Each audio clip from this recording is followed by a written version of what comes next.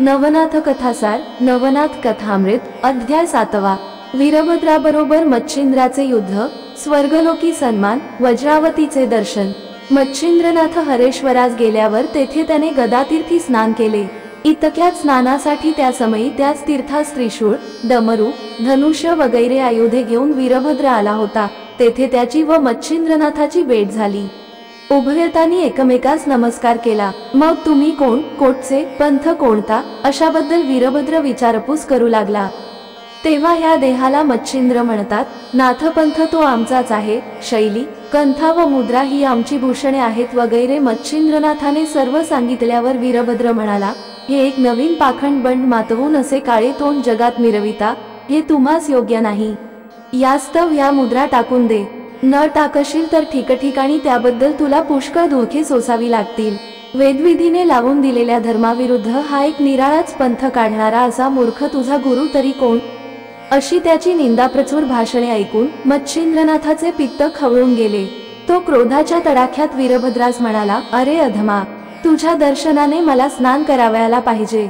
आता निमूटपणे आपल्या कामास जा, नाही तर माझ्या हाताने तू आता मरण पावशील। या भाषणाचा वीरभद्रास अतिशय राग आला व तो म्हणाला, अरे मूर्खा, आता तुझा प्राण घेतो पहा।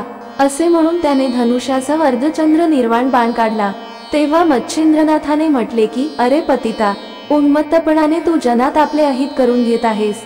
अरे, धनुष्यबाण काढून मला सोंग दाखवित आहेस, परंतु या योगाने तू यावेळेस मरण मात्र पावशील। अरे, असली बहुरूप्यांची सोंगे दाखविणारे मजसमोर पुष्कळ येऊन गेले। तुझे हे हावभाव मजसमोर क्षणभर सुद्धा टिकाव धरणार नाहीत। आता तुझे आयुष्य सरले म्हणूनच तू येथे आलास असे मला वाटते। अशी त्या समयी उभयताची आवेशाची पुष्कळ भाषणे झाली। नंतर वीरभद्राने धनुष्यास बाण लावून मच्छिंद्रनाथाला रामाचे स्मरण करावयास सांगितले। ते ऐकून मच्छिंद्रनाथ म्हणाला, राममंत्र तुला अपवित्र वाटला म्हणून त्या मंत्राचे मला स्मरण करावयास सांगतोस, पण इतके पक्के समज की त्याच मंत्राने शंकर दुःखातून मोकळे होऊन सुखी झाले। वाला, वाल्मिकी, तरला तोच मंत्र मला तारील। आता तू सावध राहा। असे म्हणून त्याने हातात भस्म घेतले व वज्रास्त्र सिद्ध करून फेकले। ते दाही दिशा फिरू लागले। त्यावेळी वीरभद्राने सोडलेला बाण मच्छिंद्रनाथास तृणासमान भासला। तो बाण मच्छिंद्रनाथाचा प्राण घ्यावयास येत होता, पण भस्माच्या जोराने तो आकाशात भ्रमण करू लागला। इतक्यात मच्छिंद्रनाथाच्या वज्रशक्तीने त्या बाणाचा चूर होऊन गेला। नंतर वीरभद्राने दुसरा बाण काढून नागास्त्राची योजना करून तोही पाठोपाठ सोडला। ते पाहून मच्छिंद्रनाथानेही आपल्या संरक्षणाकरिता रुद्रास्त्र व खगेंद्रास्त्र प्रेरिले। त्यांनी वीरभद्राची शक्ती क्षीण करून टाकली। पुढे वीरभद्राने वातास्त्र सोडताच मच्छिंद्रनाथाने पर्वतास्त्र सोडले। अशा रीतीने ते दोघे वीर अस्त्रे पेरून एकमेकांचा पाडाव करावयास पाहत होते। शेवटी ब्रह्मा, विष्णू, महेश यांनी युद्धस्थानी येऊन मच्छिंद्रनाथाचे समाधान केले। नंतर वीरभद्रास जवळ बोलावून त्याचे मच्छिंद्रनाथाशी सख्य करून दिले व हा नाथ कविनारायणाचा अवतार आहे असे सांगितले। मग तो देखील त्यास वर देण्यास तयार झाला।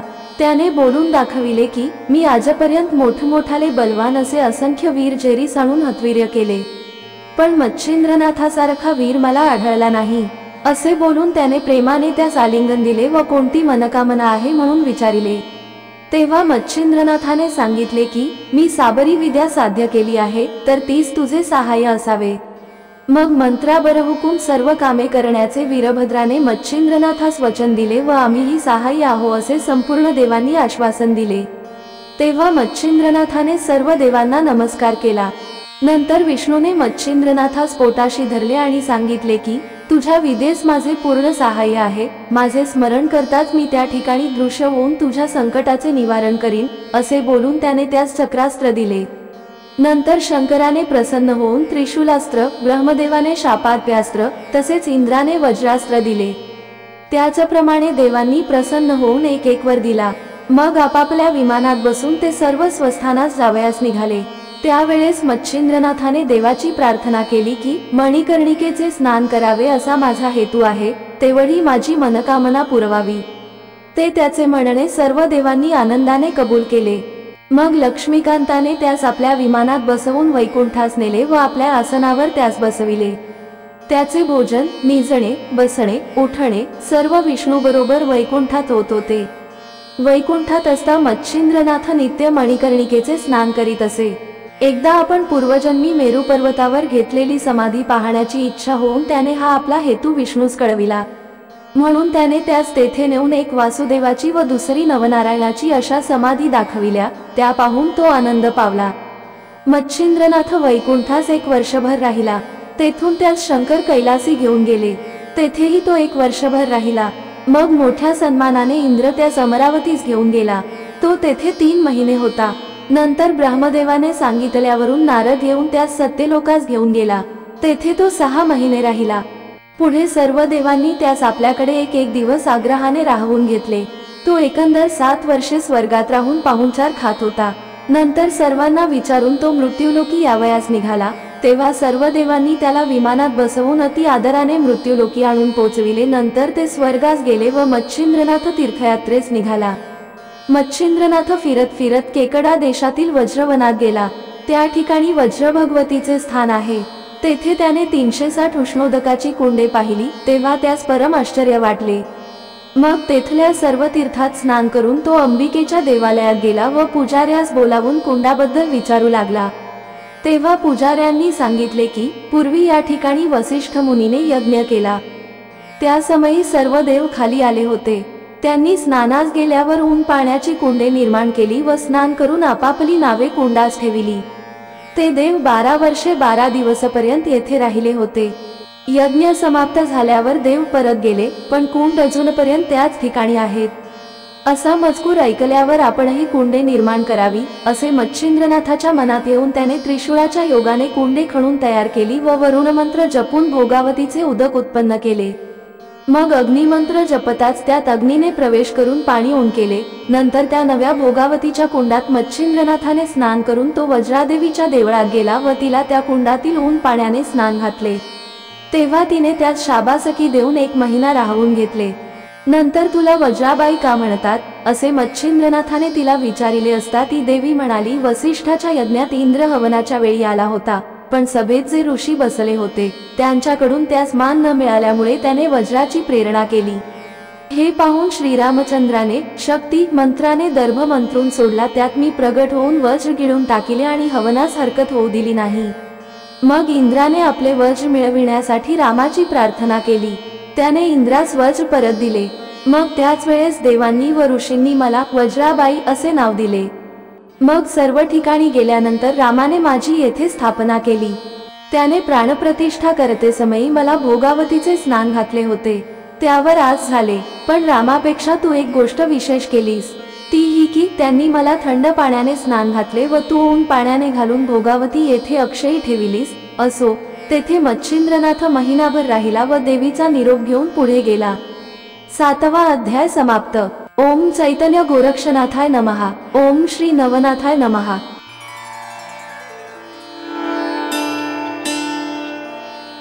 नवनाथ कथासार नवनाथ कथामृत अध्याय 8वा। मच्छिंद्रनाथाचे सूर्याबरोबर युद्ध। नंतर मच्छिंद्रनाथ तीर्थे हिंडत हिंडत द्वारकेस गेला व गोमतीचे स्नान करून रामचंद्राचे दर्शन घेऊन अयोध्येस आला। तेथे शरयुतीरी स्नान करून रामचंद्राचे दर्शन घेण्याकरिता देवालयाकडे चालला। त्यावेळी अयोध्यामध्ये पाशुपत या नावाचा राजा राज्य करीत होता। हा सूर्यवंशी श्रीरामचंद्राचा वंशज होय। तो आपल्या सैन्यासह श्रीरामचंद्राचे दर्शन घेण्याकरिता देवालयात गेला होता। राजा देवालयात पूजेस गेला असता देवळाभोवती पाऊल ठेवण्यास जागा नाही, इतकी दाटी झाली होती। तशा गर्दीतून मच्छिंद्रनाथाची स्वारी रामाचे दर्शन घेण्यासाठी पुढे घुसली व तो जेमतेम देवळाच्या दरवाजापाशी आला, पण द्वारपाळांनी त्यास आत जाण्यास अटकाव केला। मच्छिंद्रनाथ उतावळीने देवळात जात असता त्याच्याशी द्वारपाळ उद्धटपणाने बोलू लागले। त्यांनी मर्यादा न ठेविता पुष्कळ अपशब्दांनी ताडण करून व शेवटी हात धरून त्यास मागे लोटले। अशी अप्रतिष्ठा झाली। तेव्हा मच्छिंद्रनाथासही वाईट वाटले, त्यास संताप आला असताही त्याने तो विवेकाने सहन केला, कारण सेवकांबरोबर तंटा करणे शोभत नाही। या विचाराने तो उगीच राहून द्वारपाळाशी न बोलता राजासच शिक्षा करण्याचा विचार त्याने मनात आणला। राजाचा जीव संकटात पडल्यानंतर सर्व ताबेदार मंडळींचा जीव खालवर होऊन अवघे फिकिरीत पडतील, या हेतूने त्याने स्पर्शास्त्र मंत्र म्हणून व रामाचे नाव घेऊन भस्म मंत्रून ठेविले। नंतर राजाने देवीची पूजा करून हात जोडून जमिनीस साष्टांग नमस्कार घातला। त्याचे कपाळ जमिनीस लागले आहे अशी संधी पाहून त्या स्पर्शास्त्राने आपला अंमल राजावर बसविला व त्यामुळे राजास जमिनीपासून सुटे होता येईना। तो चिकटून राहिला। त्याने पुष्कळ खटपट करून पाहिली पण निष्फळ। मग राजाने प्रधानास बोलावून हा प्रकार कळवला। मंत्री मोठा चाणाक्ष होता। तो लागलाच बाहेर येऊन कोणाबरोबर कोणाचा तंटाबखेडा झाला आहे काय याची चौकशी करू लागला। त्याने तर्काने असे धोरण बांधिले की नगरात कोणी जती किंवा साधू आला असेल त्याचा राजसेवकांनी छळ केल्यामुळे तो रागावला असावा, पण त्याने राग मनात ठेविल्यामुळे भगवंतास ही गोष्ट सहन न होऊन त्याचाच क्षोभ असावा, म्हणून देवीच्या भक्ताचा छळ कदापि कोणी करू नये। येथेही यावेळी असाच काहीतरी छळ राजसेवकांकडून होऊन भगवंतास शस्त्र धरावे लागल्यामुळे या परिणामास गोष्ट आली असावी असा तर्क करून शोध चालविला। तो देवळाच्या दाराशी येताच सर्व खबर त्यास लागली। त्याने मच्छिंद्र मुनीस शोधून काढिले। मग तो त्याच्या पाया पडला व हात जोडून प्रार्थना करू लागला की आता स्वामींनी कृपा करावी। तुम्ही संत शांतीचे भांडार, औदार्याला तर सीमाच नाही। या भाषणाने मच्छिंद्रनाथाचा क्रोध शांत होऊन त्यास संतोष वाटला। मग हातात भस्म घेऊन विभक्त मंत्र म्हणून त्यास भस्म फुंकताच राजा जमिनीस चिटकलेला होता तो लागलाच सुटा झाला। राजा उठून बसल्याची बातमी लागताच प्रधानाने मच्छिंद्रनाथाचा हात धरून त्यास देवळात नेले व राजास झालेला समग्र वृत्तांत निवेदन केला। मग राजा त्याच्या पाया पडला व नाव विचारू लागला असता मला मच्छिंद्र म्हणतात म्हणून त्याने त्यास सांगितले। मच्छिंद्रनाथाची कीर्ती पूर्वीच राजास ऐकून ठाऊक झालेली होती। तोच मच्छिंद्रनाथ आज येऊन दर्शन देत आहे म्हणून राजास फार आनंद झाला। नंतर राजाने त्याचा हात धरून आपल्या समागमे राजवाड्यात नेले। तेथे सिंहासनावर बसवून त्याची षोडशोपचारांनी पूजा केली व स्वतः त्याच्या सेवेकरिता हात जोडून उभा राहिला।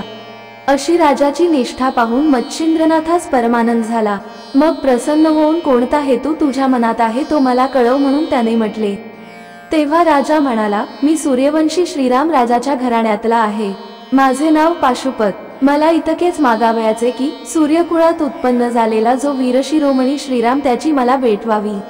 ते ऐकून रामाची व तुझी भेट आताच करून देतो असे बोलून राजास घेऊन मच्छिंद्रनाथ सभेच्या बाहेर अंगणात येऊन उभा राहिला। त्यावेळी त्याने धूम्रास्त्र मंत्र म्हणून व भस्म मंत्रून सूर्यावर टाकिले। तेणेकरून संपूर्ण आकाश धुराने भरून गेले। सूर्य झाकून गेला व त्याचा सारथी अरुण धुरामुळे डोळे पुसू लागला आणि तोंडात धूर गेल्याने कासावीस होऊ लागला। तेव्हा क्षत्रिय कुळातील कोणीतरी राजाने ही धूम्रास्त्रविद्या प्रेरिली आहे असे सूर्यास वाटले। मग त्याने वायू अस्त्राची योजना बाणावर करून तो बाण सोडला। तेव्हा मोठा वारा सुटला। त्या योगाने धूर दाही दिशांस फाकला। मग मच्छिंद्रनाथाने पर्वतास्त्राची योजना केली। त्याने सूर्याच्या रथास अडथळा झाला। त्या क्षणीच सूर्यनारायणाने वज्रास्त्र सोडिले। तेणेकरून पर्वतास्त्रापासून निर्माण झालेल्या सर्व पर्वताचा नाश झाला। मग मच्छिंद्रनाथाने ब्रह्मास्त्राची योजना केली। तेव्हा घोड्यासहित अरुण सुद्धा भ्रमिष्ट होऊन वाट सोडून रथ भलतीकडे नेऊ लागला। असे पाहून सूर्याने ज्ञानास्त्र सोडिले। तेव्हा अग्नीवर उदक टाकल्याने जसा तो नाहीसा होतो किंवा शिष्याचे अज्ञानपण बोध करून सद्गुरू नाहीसे करतो, त्याचप्रमाणे सूर्याने ज्ञानास्त्राची प्रेरणा करून भ्रमाचे निरसन केलं। ते पाहून मच्छिंद्रनाथाने वाताकर्षण अस्त्र सोडिले। तेव्हा सूर्यासह सारथी घोडे यांचा श्वासोच्छ्वास बंद झाला व रथ उलटून जमिनीवर आदळला। त्याबरोबर सूर्यही रथाखाली पडला। त्या तेजोमय सूर्याच्या योगाने पृथ्वी जळून जाऊ लागली। तेव्हा मच्छिंद्रनाथाने उदकास्त्राची योजना केली। मग अपरिमित जलवृष्टी होऊन दाह शांत झाला। परंतु सूर्य खाली होऊन बेशुद्ध झाल्याने देवांची तोंडे सुकून गेली। ते सर्व मच्छिंद्रनाथाजवळ आले। ब्रह्मदेव, विष्णू, शिव, वरुण, अश्विनी, कुबेर, गंधर्व वगैरे सर्व देव लगबगीने धावत आले। एका सूर्यासाठी हे सर्व देव महीवरती उतरून मच्छिंद्रनाथाजवळ गेले व सूर्यापासून कोणता अपराध झाला आहे म्हणून त्यांनी विचारले। तेव्हा मच्छिंद्रनाथाने नमस्कार केला आणि उत्तर दिले की हा पाशुपत राजा सूर्यकुळातला असताही सूर्य आपल्या वंशाचा बिलकुल समाचार घेत नाही व ह्याच्याकडे नुसता ढुंकून सुद्धा पाहत नाही। पाशुपत राजा सूर्यास आवडत नाही म्हणून त्यास वळणावर आणाव्यासाठी मला असे करावे लागले। असे करण्यामध्ये आणखी दुसरे हेतू आहेत। माझ्या साबरी मंत्रविद्येला सूर्याचे बिनहरकत सहाय्य मिळावे व ज्याने सूर्यवंशामध्ये अवतरून विजयध्वज लाविला त्या श्रीरामचंद्राची या पाशुपत राजास भेट व्हावी, का की या राजाचा मजवर पूर्ण लोभ आहे। यास्तव हे चक्रपाणी माझे इतके हेतू पुरवावे। हे ऐकून विष्णूने सांगितले की तुझ्या मनाप्रमाणे सर्व गोष्टी घडून येतील, परंतु अगोदर सूर्याला सावध कर. तो तुझ्या मंत्राला सर्व गोष्टींनी अनुकूल असून जेथे त्याचे नाव निघेल तेथे तो स्वतः येऊन तुझे कार्य पार पाडून देईल. सहज सूर्याचे नाव घेतले असता पातक भस्म होते. मग ते मंत्रप्रयोगाच्या जोडीने घेतले तर फारच उत्तम फल प्राप्त होईल.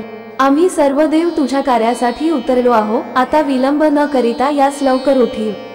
वीरभद्राच्या युद्धप्रसंगाच्या वेळेस आम्ही तुझ्या म्हणण्याप्रमाणे वागण्याचे कबूल केले. नागपत्रश्वत्थाचे ठिकाणी तुला वरदाने दिली. असे असता अजून संशयात का पडतोस? असे बोलून सर्व देवांनी दुःखापासून सोडविण्याबद्दल मनस्वी बीड घातली.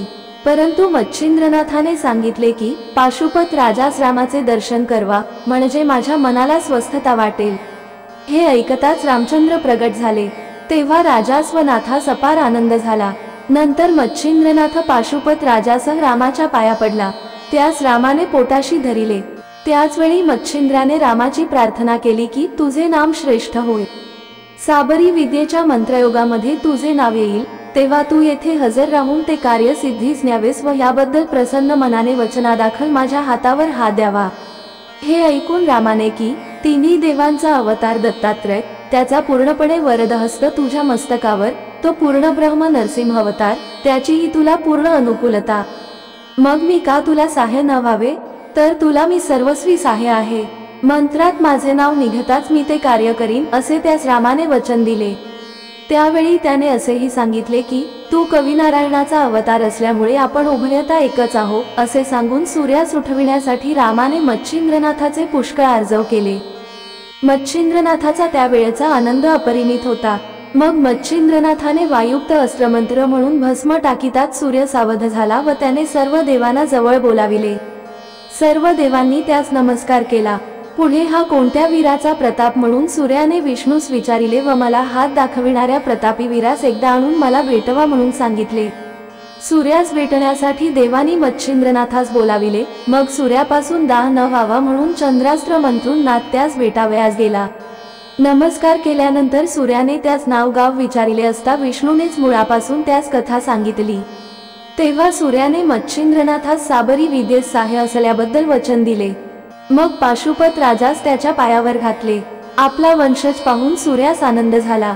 मग त्याचे समाधान करून सूर्यासह सर्व देव आपापल्या ठिकाणी गेले. मच्छिंद्रनाथही राजाचा निरोप घेऊन व रामाचे दर्शन घेऊन पुढे तीर्थयात्रा करीत चालला. 8वा अध्याय समाप्त. ओम चैतन्य गोरक्षनाथाय नमः.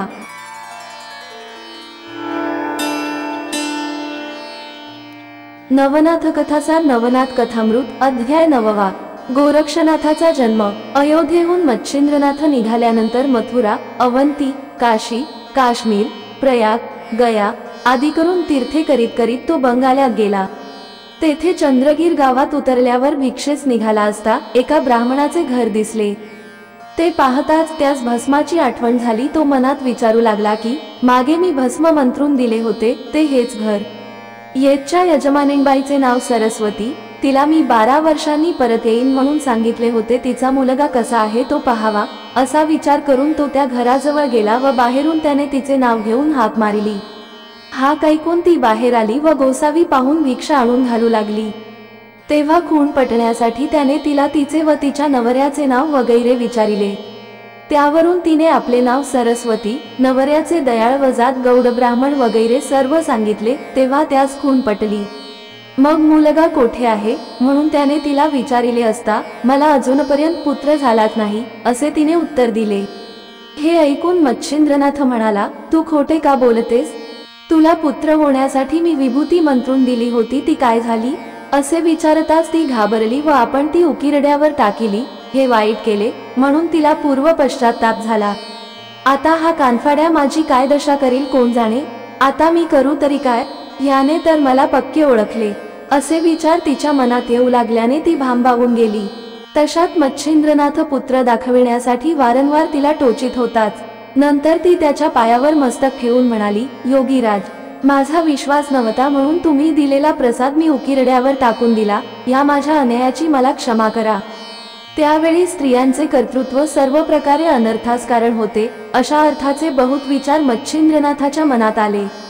या बाईच्या नादी लागल्यामुळे त्यावेळी आपला मूर्खपणा झाला असे त्याला वाटले. पुत्रप्राप्तीस्तव सूर्याच्या वीर्याने अभिमंत्रण करून दिलेल्या भस्माची धुळदाणी झाल्याने त्यास रुखरुख लागली. ते भस्म फुकट न जाता त्याला देह झालाच पाहिजे असे वाटून व ते भस्म कोठे टाकिले त्याचा तपास करावा, म्हणजे काय अवस्था झाली आहे ते कळेल असा विचार मनात आणून तो म्हणाला की, माते, जसे वावयाचे तसे घडून आले. तुझवर जरी मी आता रागावलो तरी माझ्या पदरात काय पडावयाचे आहे.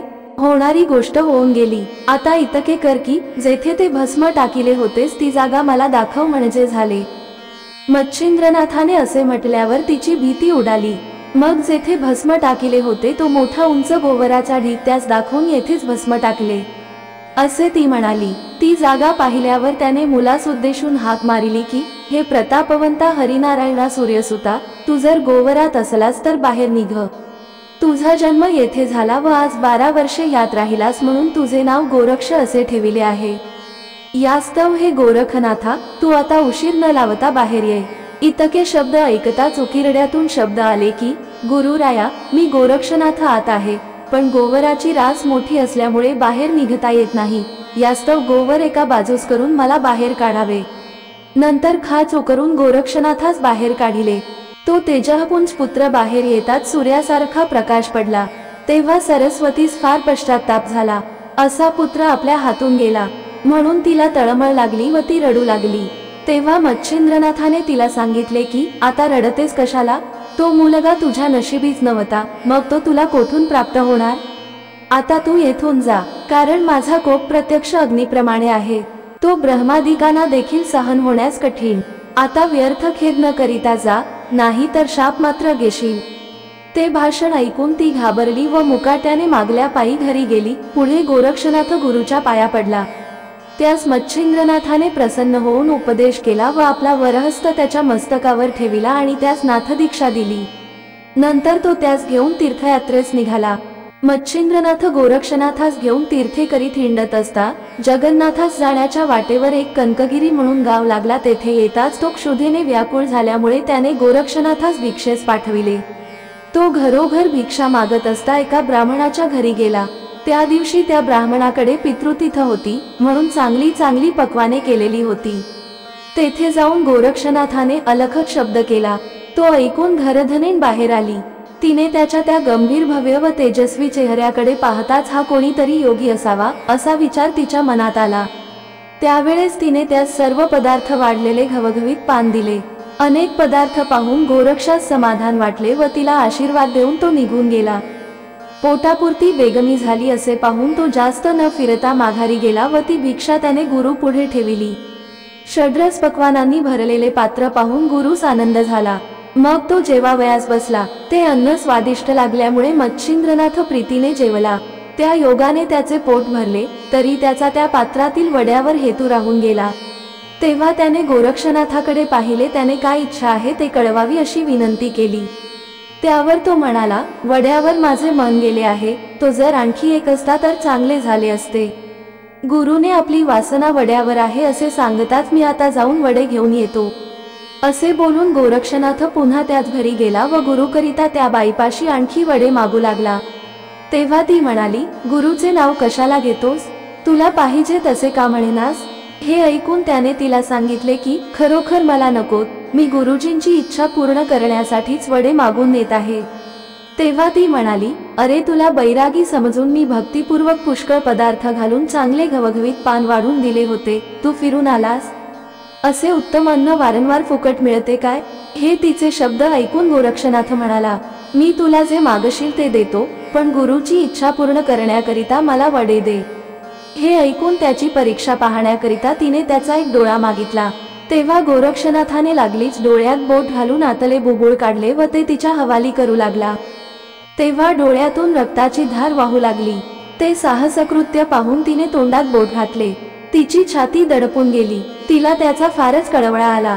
ती 5-7 वडे घेऊन बाहेर आली व ते त्याच्या पुढे ठेवून हात जोडून म्हणाली, महाराज, मी सहज बोलले. माझ्या अन्यायाची मला क्षमा करा.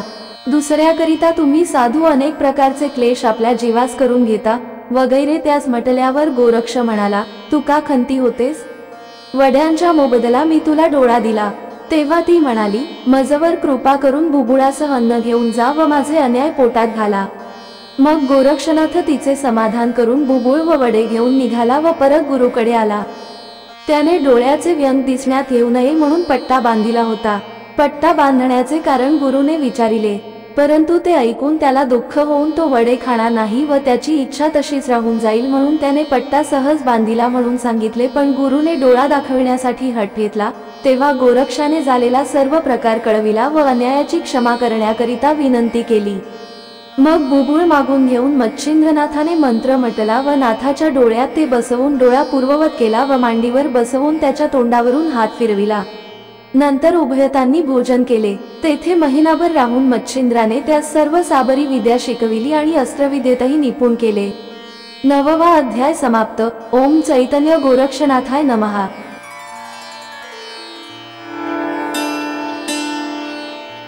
श्री नवनाथ कथासार नवनाथ कथामृत अध्याय 10वा। गहिनीनाथाचा मातीच्या पुतळ्यापासून जन्म, मधुनाभा ब्राह्मणाकडून संगोपन। कनकागिरी गावात मच्छिंद्राने गोरक्षनाथास उपदेश करून सर्व वेदशास्त्रांत प्रवीण केले। 14 विद्याही त्यास पक्क्या पडविल्या। सकल अस्त्रात वाकप केले। साबरी विद्या शिकविली व सर्व देवाच्या पायांवर त्यास घातले। नरशी, कालिका, मंदा, महिषासूर, झोटिंग वेताळ, मारुती, श्रीराम इत्यादिकांची दर्शने करविली। जेव्हा रामाची भेट झाली तेव्हा रामाने गोरक्षनाथास मांडीवर बसवून आशीर्वाद दिले। असो 52 वीरांसह वर्तमान श्रीराम, सूर्य आदी करून सर्वांनी गोरक्षास वरदाने दिली व त्यास तपास बसविण्यासाठी मच्छिंद्रनाथास सांगून ते आपापल्या ठिकाणी गेले। एके दिवशी गोरक्षनाथ संजीवनी मंत्र पाठ करीत बसला होता। जवळ मच्छिंद्रनाथ नव्हता। तो एकटाच त्या ठिकाणी बसला आहे अशा संधीस गावची मुले खेळत खेळत त्याच्या जवळ गेली। ती मुले चिखलाचा गोळा घेऊन आपसात खेळत होती। त्यांनी गोरक्षास चिखलाची गाडी करावयास सांगितले, पण त्याने आपणास गाडी करता येत नाही म्हणून सांगितल्यावर ती मुले आपणच करू लागली। त्यांनी चिखलाची गाडी तयार केली। त्या गाडीवर बसावयासाठी एक गाडीवान असावा असे त्या मुलांच्या मनात येऊन ती चिखलाचा पुतळा करू लागली, परंतु त्यांना साधेना म्हणून ती एक मातीचा पुतळा करून देण्याविषयी गोरक्षनाथाची प्रार्थना करू लागली। त्याने त्यांची ती विनवणी कबूल केली व चिखल घेऊन पुतळा करावयास आरंभ केला। गोरक्षनाथ जो चिखलाचा पुतळा करील त्यापासून गहिनीनाथाचा अवतार व्हावयाचा वगैरे संकेत पूर्वी ठरलेला होता। त्या अन्वये त्यास पुतळा करून देण्याची बुद्धी उत्पन्न झाली। नवनारायणांपैकी करभंजन हा अवतार ह्या मातीच्या पुतळ्यापासून व्हावयाचा म्हणून गोरक्षास तशी बुद्धी होऊन त्याने पुतळा करावयास घेतला। त्यावेळी मुखाने संजीवनी मंत्राचा पाठ चालला होता। संपूर्ण पुतळा तयार झाला अशी संधी पाहून करभंजनाने त्यात प्रवेश केला। तेव्हा अस्थि, त्वचा, मांस, रक्त इत्यादी सर्व होऊन मनुष्याचा तेजःपुंज पुतळा बनला। मग तो रडू लागला। हा आवाज जवळ असलेल्या मुलांनी ऐकिला। तेव्हा गोरक्षनाथाने भूत आणले असा त्या मुलांनी बोभाटा केला व लागलेच सर्वजण भिवून पळून गेले। पुढे मार्गात मच्छिंद्रनाथाशी भेट होताच त्याने त्या मुलास भिण्याचे व ओरड करून लगबगीने धावण्याचे कारण विचारिले व तुम्ही भिवू नका म्हणून सांगितले। तेव्हा पुतळ्याचा मजकूर मुलांनी सांगितला। मुलांचे भाषण ऐकून मच्छिंद्रनाथ विस्मयात पडला व काय चमत्कार आहे तो आपण स्वतः डोळ्यांनी पाहावा असे त्याने मनात आणले आणि मुलांजवळ बसवून सर्व खाणाखुणा विचारून घेतल्या। मच्छिंद्रनाथास मुलांनी दुरून ठिकाण दाखविले होतेच। तेथून एक मुलाचा शब्द त्यास ऐकू येऊ लागला। तेव्हा हा करभंजन नारायणाचा अवतार झाला असे मच्छिंद्रनाथाने समजून मुलास उचलून घेतले व तो मार्गाने चालू लागला। गोरक्षनाथाने पुतळा केला असूनही तो जवळ दिसेना म्हणून मच्छिंद्रनाथ मुलास घेऊन जात असता गोरक्षनाथास हाका मारीत चालला। ती गुरुची हाक ऐकून गोरक्ष एका घरात लपला होता तेथून बाहेर आला। पण मच्छिंद्राच्या हातातील मुलास पाहताच त्यालाही भीती वाटली। त्याची गुरुजवळ येण्यास हिंमत होईना। हे पाहून गोरक्षास भय वाटते असे मच्छिंद्रनाथ समजला। मग त्याने मुलास चिरगुटात गुंडाळून ठेविले व गोरक्षापाशी जाऊन सांगितले की हा मनुष्य आहे व तो नवनारायणापैकी एक नारायणाचा अवतार आहे। मग गोरक्षानेही कसा काय प्रकार झाला होता तो सांगितला। तेव्हा ते वर्तमान ऐकून मच्छिंद्रनाथास आनंद झाला। जसा तू गोवरामध्ये झालास तसाच तू संजीवनी मंत्र म्हणून हा पुतळा केलास।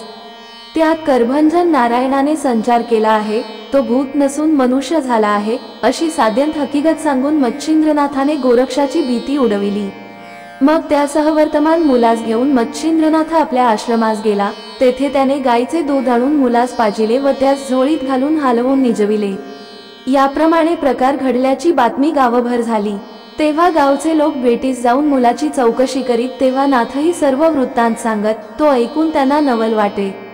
मच्छिंद्रनाथाने आपल्या शिष्याकडून मातीचा पुतळा जिवंत करविला, यास्तव ब्रह्मदेवाकडून मच्छिंद्रनाथाची योग्यता विशेष होय असे जो तो बोलू लागला। तेथून पुढे तीर्थयात्रा करीत फिरताना मुलासही बरोबर नेणार असा मच्छिंद्राचा मानस पाहून, त्यामुळे मुलाची अनास्था होईल, मुलाचे आईवाचून संरक्षण व्हावयाचे नाही, म्हणून मुलास कोणाच्या तरी हवाली करा असे पुष्कळांनी मच्छिंद्रनाथास सुचविले। ते ऐकून तसे होईल तर फारच चांगले होईल असे नाथाने उत्तर दिले। अशा तऱ्हेने मच्छिंद्रनाथाचा रुकार मिळाल्यानंतर मुलास कोणाच्या तरी माथी मारावा असा गावकऱ्यांनी घाट घातला। मग मधुनाभा या नावाचा एक ब्राह्मण तेथे राहत होता। त्याची गंगा या नावाची स्त्री महापतिव्रता होती। उभयता संतती नसल्याने नेहमी रंजीस असत व त्यास कोणत्याच गोष्टीची हौस नसे। ती ह्या मुलाचा प्रतिपाळ आस्थेने करतील असे जाणून त्यांच्याबद्दल सर्वांनी मनापासून मच्छिंद्राजवळ शिफारस केली। मग अशा जगन्मान्य स्त्रीपुरुषांच्या हातात गहिनीनाथासारखे रत्न देणे नाथासही प्रशस्त वाटले। त्याने मुलास गंगाबाईच्या ओटीत घातले आणि सांगितले की, मातोश्री, हा पुत्र वरदायक आहे। करभंजन म्हणून जो नवनारायणांपैकी एक त्याचाच हा अवतार आहे। याचे उत्तम रीतीने संगोपन कर, तेणेकरून तुझे कल्याण होईल व जगाने नावाजण्यासारखा हा निपजेल। हा पुढे कसा होईल हे मातोश्री मी तुला आता काय सांगू, पण याचे सेवेसाठी मूर्तिमंत कैलासपती उतरेल। ज्याचे नाव निवृत्ती असेल त्यास हा अनुग्रह करील। याचे नाव गहिनीनाथ असे ठेव। आम्ही तीर्थयात्रेस जातो, पुन्हा 12 वर्षांनी हा आमचा बाळ गोरक्षनाथ येथे येईल, तेव्हा तो ह्यास अनुग्रह करील। मग मोहनास्त्र मंत्र म्हणून विभूती तिचे अंगावर टाकताच तिच्या स्तनात दूध उत्पन्न झाले। मग मुलास स्तनपान करविल्यानंतर तिने गावातील सुवासिनी बोलावून मुलास पाळण्यात घालून गहिनीनाथ असे त्याचे नाव ठेविले। पुढे मच्छिंद्रनाथ काही दिवस तेथे राहिला व गावकऱ्यांची रजा घेऊन गोरक्षासह वर्तमान तो तीर्थयात्रेस गेला। जाताना गोरक्ष अजून कच्चा आहे असे मच्छिंद्रनाथास दिसून आले। मग त्यास बदरिकेद्वार स्वामींच्या हवाली करून तपास लावावे असे मनात जाणून अनेक तीर्थयात्रा करीत करीत ते बदरिकाश्रमास गेले। 10वा अध्याय समाप्त। ओम श्री नवनाथाय नमः। ओम चैतन्य गोरक्षनाथाय नमः।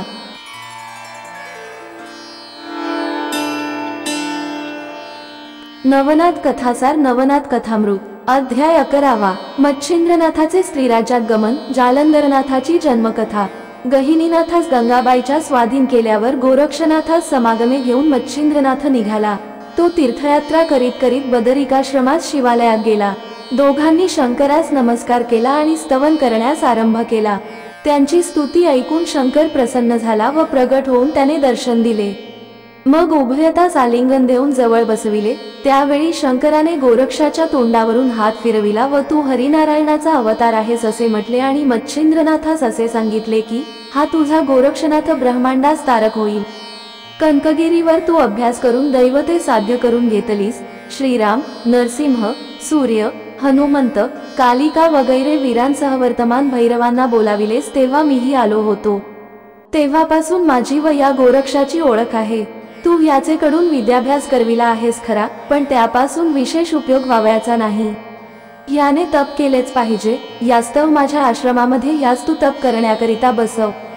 मग याची विद्या, अस्त्रेही सर्व फलद्रूप होतील असा जेव्हा शंकराने मच्छिंद्रनाथास बोध केला, तेव्हा गोरक्षनाथास उत्तम मुहूर्तावर तपश्चर्येस बसविले। मग तो लोखंडाच्या काट्यावर पाय ठेवून उभा राहिला व नजर करून फळे पाला खाऊन तपश्चर्या करू लागला। हे पाहून मच्छिंद्रनाथ आपली पुन्हा 12 वर्षांनी भेट होईल असे गोरक्षनाथास सांगून तीर्थयात्रेस जावयास निघाला।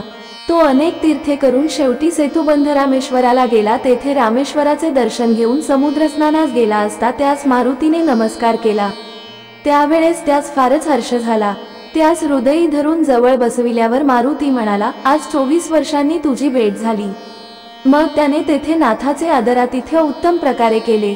पुढे गोष्टी सांगता सांगता योग्य संधी पाहून मारुतीने गोष्ट काढिली की, स्त्रीराज्यात जाण्याचे तू मला वचन दिले होतेस, असे असता तू अजूनपर्यंत तिकडे गेला नाहीस, तर कृपा करून तिकडे जाऊन तिचे हेतू पूर्ण करून मला एकदा तिच्या वचनांतू मोकळा कर।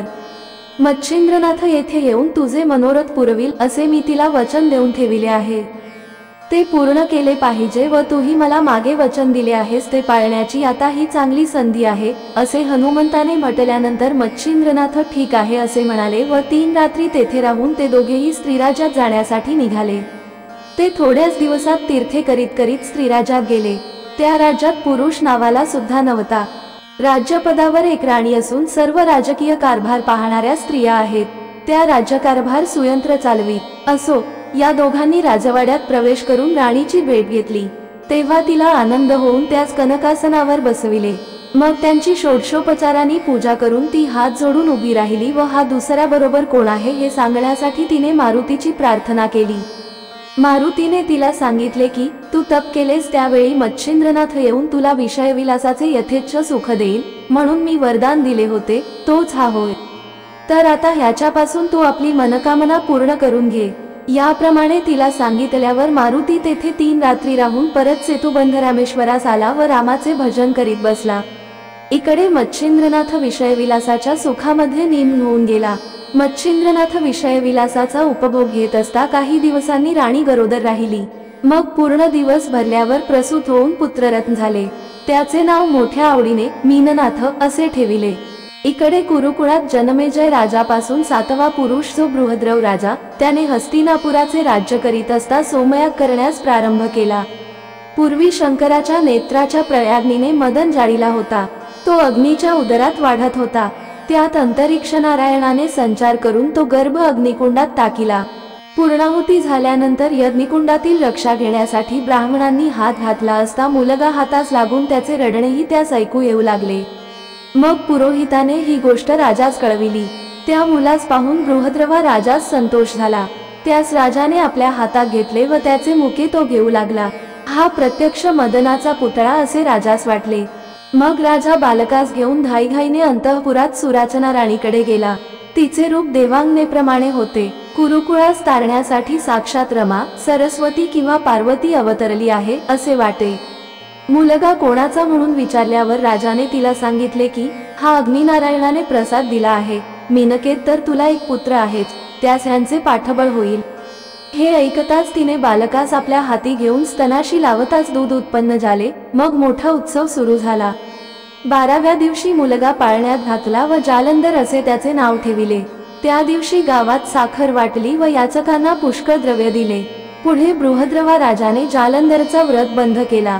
नंतर त्याचे लग्न करावे असे एके दिवशी राजाच्या मनात आले। त्यावरून त्याने धूमिन प्रधानाबरोबर पुरोहितास देऊन उत्तम मुलगी पाहण्यासाठी पाठविले। प्रधान गेल्यावर धूमिन प्रधान आताशी दिसत नाही, तो कोठे दूर गेला आहे काय म्हणून जालंधराने एके दिवशी आईस विचारिले असता ती म्हणाली, तुझ्या बापाने तुला बायको पाहावयास त्यास व पुरोहितास पाठविले आहे। तेव्हा बायको कशी असते असे त्याने तिला विचारल्यावर माझ्यासारखी बायको असते म्हणून तिने त्यास सांगितले। ही गोष्ट लक्षात ठेवून त्याने खेळावयास गेल्यावर आपल्या खेळगड्यास विचारिले की गड्यांनो, माझे आईबाप मला बायको करून देणार आहेत, तर ती कशासाठी करतात याची माहिती तुम्हास असली तर मला सांगा। असे त्याने विचारल्यावर मुलांना त्याच्या अज्ञानाचे फारच नवल वाटले। त्यास त्यांनी सर्व कारण उघड करून सांगितले। तेव्हा तो मनात विचार करू लागला की हे जग परम अधम आहे, जेथून उत्पन्न व्हावयाचे ते स्थान आपण वर्ज्य करावे व अशा अयोग्य कार्यास प्रवृत्त होऊ नये असे मनात आणून तो अरण्यात निघाला। गावाच्या सीमेवर रक्षक होते, त्यांनी त्यास पाहिले, पण राजपुत्र असल्यामुळे त्यांनी त्यास कोठे जातोस म्हणून विचारिले नाही। मात्र मनुष्य पाठवून ही गोष्ट त्यांना राजास कळविली।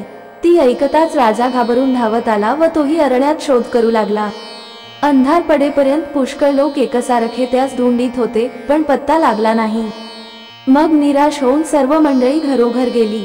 नंतर मुलाच्या वियोगाने राजास व राणीस अतिशय दुःख झाले। ती उभयता त्याचे गुण आठवून शोक करू लागली। इकडे जालंधर अरण्यात निजला असता रात्रीस वणवा लागला। मग गवत पेटत पेटत अग्नी अगदी जवळ आला। त्या अग्नीने मुलास ओळखले। मग चांगल्या ठिकाणी यास सोडिले असता हा अशा स्थितीत येथे कसा आला म्हणून तो चिंतेत पडला। तेव्हा अग्नीने मूर्तिमंत्र प्रगट होऊन त्यास जागृत केले आणि मांडीवर बसवून येथे येण्याचे कारण विचारिले।